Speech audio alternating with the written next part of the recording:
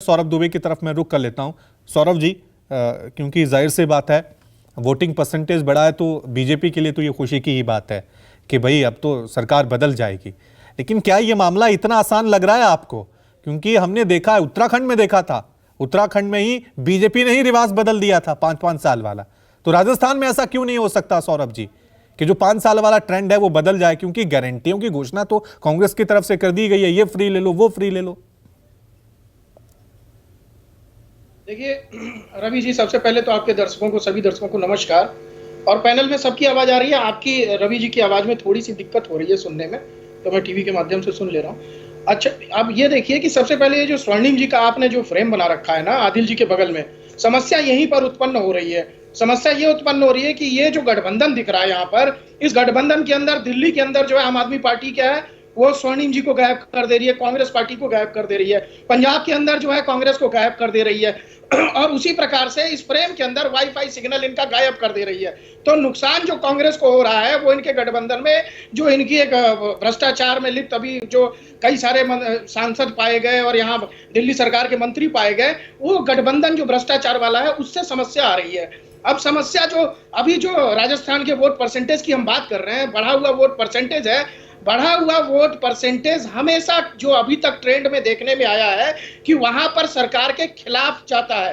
जो वहां की सरकार होती है एंटी इनकम्बेंसी माना जाता है। सरकार को बदलने के लिए लोग भारी मात्रा में आकर के अपना वोट प्रतिशत बढ़ता है, अपना वोट देते हैं लोग।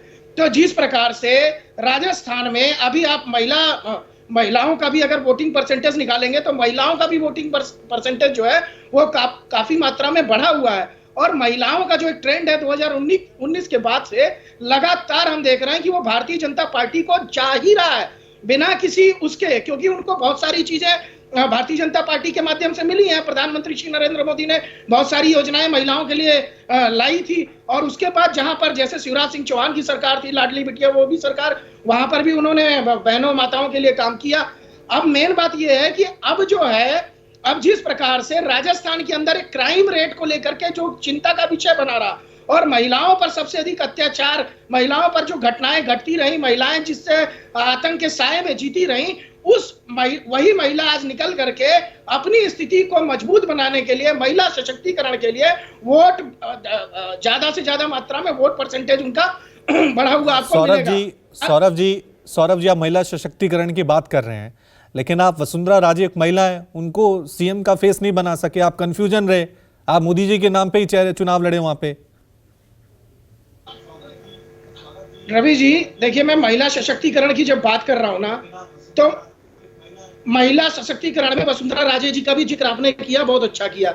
वसुंधरा राजे जी का जिक्र जो है वो चैनलों पे आप कर रहे हैं, लेकिन पार्टी के अंदर तो उनकी स्थिति सम्मानपूर्वक है और वो संगठन के साथ मिल करके कंधे से कंधा मिलाकर के चुनाव लड़ रही हैं। भारतीय जनता पार्टी के साथ कंधे से कंधा मिलाकर के चुनाव लड़ रही हैं। भारतीय जनता पार्टी के अंदर कमल के निशान पर चुनाव लड़ा जा रहा है सभी प्रदेशों के अंदर। मुख्यमंत्री का चेहरा किसी भी प्रदेश में वहां पर नहीं दिया गया। नरेंद्र मोदी जो भारतीय जनता पार्टी का लोकप्रिय चेहरा है, वो उसके नाम पर जो है जो वोट परसेंटेज मिलता है वो सौरभ जी थोड़ी सी याद दिला दूं सौरभ जी, यूपी में जब चुनाव हुआ था आपने चेहरा दिया था, योगी आदित्यनाथ वहां चेहरा थे, बाकी जगहों पे नहीं है, क्योंकि आपको लग रहा है कि आपकी जो स्टेट लीडरशिप है वो उतनी मजबूत नहीं है कांग्रेस को टक्कर देने के लिए।